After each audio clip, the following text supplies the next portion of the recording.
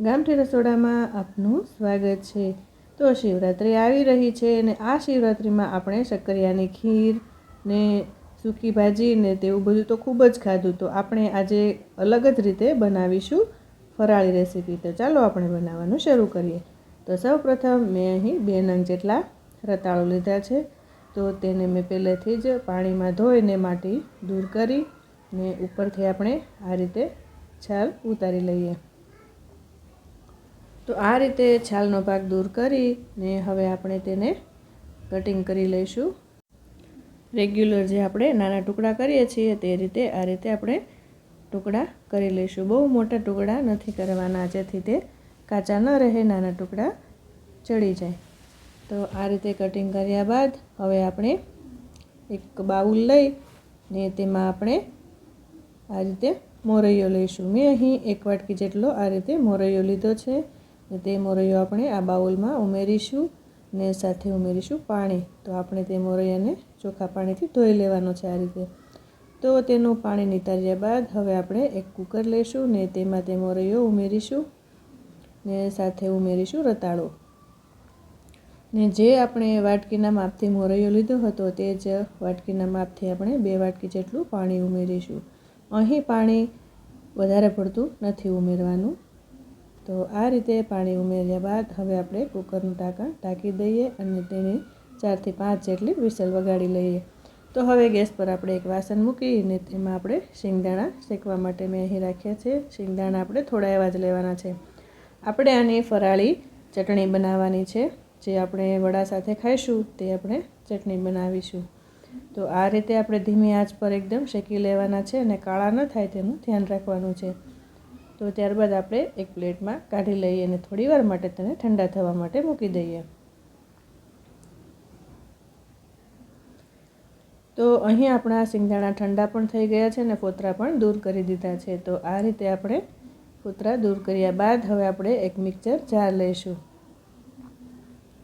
તો આ મિક્સર જારમાં દાણા ઉમેરી ને સાથે આપણે 2 નંગ જેટલી મરચી ઉમેરીશું લીલી ને આપણે હવે તેને પીસી લઈએ।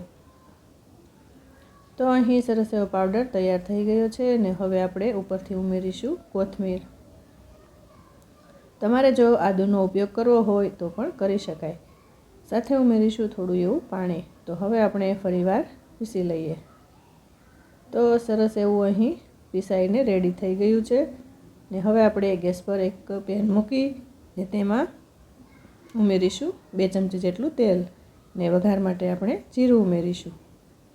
તો આ ચટણીનો આપણે વઘાર પણ કરવાનો છે ને સાથે અડધી ચમચી જેટલી હિંગ ઉમેરીશું ને ત્યારબાદ જીરું ફૂટી ગયા બાદ આપણે ઉમેરીશું શિંગદાણા પીસેલા છે તે। તો તે ઉમેર્યા બાદ આપણે હવે તેને ચમચાના મદદથી બરાબર મિક્સ કરી લઈએ અને આવી રીતે ચલાવતા જઈએ। તો આ ચટણી તમે ઘરે જરૂરથી કોઈ પણ વ્રત કે ઉપવાસ હોય ત્યારે ટ્રાય કરજો। સ્વાદમાં ખૂબ જ સરસ એવી તૈયાર થાય છે અને ઝડપથી બને છે। તો આ રીતે થોડી એવી આપણે આ રીતે શેકી લેવાની છે, જેથી સિંગનો કાચો જે ભાગ હોય છે તે દૂર થઈ જાય છે। તો ત્યારબાદ આપણે હવે ઉપરથી ઉમેરીશું 1 વાટકી જેટલું મોળું દહીં। દહીં ઉમેરવાથી તેનો સ્વાદ ખાટો મીઠો સરસ એવો આવે છે। ત્યારબાદ અડધી ચમચી જેટલું મીઠું એટલે કે સ્વાદ પ્રમાણે। ત્યારબાદ પોણી ચમચી જેટલી ખાંડ ઉમેરી છે મેં। તો આ બધું જ આપણે સારી રીતે મિક્સ કરી લઈએ અને તેને બરાબર સારી રીતે ઉકળવા દઈએ। તો આ રીતે આપણે ચમચાથી ચલાવતા જઈએ અને ઉકળવા દઈએ। તો અહીં આપણી ચટણી તૈયાર થઈ ગઈ છે। તો હવે આપણે જોઈ લઈએ તો અહીં આપણો મોરૈયો અને રતાળું સરસ એવા બફાઈને રેડી થઈ ગયા છે અને વધારે પડતું પાણી પણ નથી, તેનું બરાબર માપ સાથે રેડી બફાઈ ગયું છે। તો હવે આપણે એક બાઉલ લઈશું અને તે મોરૈયો અને રતાળું બંને આપણે તેમાં કાઢી લઈએ।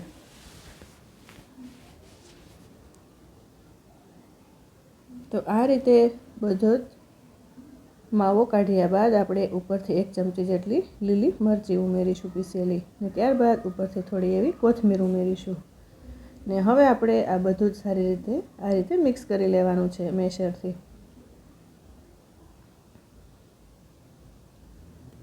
તો આ રીતે સરસ એવું મેશરથી આપણું મિક્સ થઈ ગયું છે.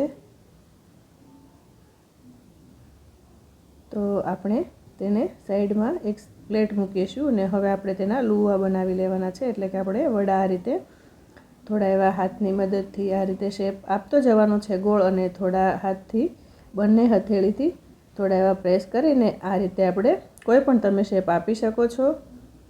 તો આ રીતે મેં અહીં શેપ આપ્યો છે.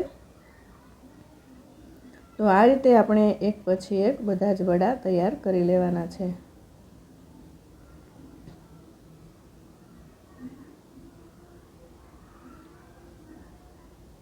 તો આવી જ રીતે આપણે તૈયાર કરી લઈએ. તો અહીં આપણે બધા જ આ રીતે વડાનો શેપ અપાઈ ગયો છે. તો હવે આપણે થોડા એવા ઉપરથી વ્હાઈટ તલ ઉમેરીશું. તલનો સ્વાદ ખૂબ જ સરસ એવો આવે છે ને સાથે દેખાવ પણ ખૂબ સરસ એવો આવે છે. તો આપણે આ રીતે એક એક આ રીતે પલટાવતા જઈશું વડાને, અને બંને સાઈડ આપણે તલ લગાવી લઈશું. તો આવી રીતે બધા જ વડા આપણે તલથી આ રીતે લગાવીને તૈયાર કરી લેવાના છે. તો ત્યારબાદ હવે ગેસ પર આપણે એક પેન મૂકીને તેમાં આપણે તેલ થોડું એવું ઉમેરીશું ને તેમાં આપણે તળવા માટે આ વડાને આપણે મૂકીશું. તો અહીં આપણે થોડી તેજ આંચ પર જ તળવાના છે વડાને, કેમ કે આપણે પહેલેથી જ રતાળું અને મોરૈયો બાફી લીધા છે એટલે તે અંદરથી કાચા તો નથી જ. તો અહીં આપણી 5 મિનિટ થઈ ગઈ છે. તો હવે જોઈએ ને આ રીતે પલટાવી લઈએ તો સરસ એવો ગોલ્ડન બ્રાઉન રંગ પણ દેખાઈ રહ્યો છે. તો આ રીતે આપણે બધા જ વડાને પલટાવી લઈએ. તો આ રીતે આપણા સરસ એવા ગોલ્ડન બ્રાઉન રંગના વડા એક સાઈડ તળાઈને રેડી થઈ ગયા છે. તો અહીં આપણા બંને સાઈડ તળાઈ ગયા છે વડા. તો આપણે એક પ્લેટમાં આ રીતે કાઢી લઈએ તેલની તારી, અને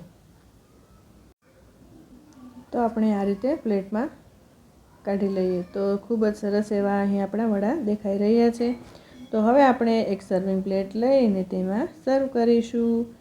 તો તમને જો મારો વિડીયો ગમ્યો હોય તો મારી ચેનલને લાઇક, શેર અને સબસ્ક્રાઈબ કરવાનું ભૂલતા નહીં. તો આપણે આ રીતે સર્વ કરીશું વડાને. તમે પણ આ મહાશિવરાત્રિમાં આ વડા એકવાર ઘરે જરૂરથી ટ્રાય કરજો, અને ખૂબ જ ઝડપથી અને ઓછી એવી વસ્તુમાં બનતા તે આપણા ફરાળી વડા તૈયાર છે.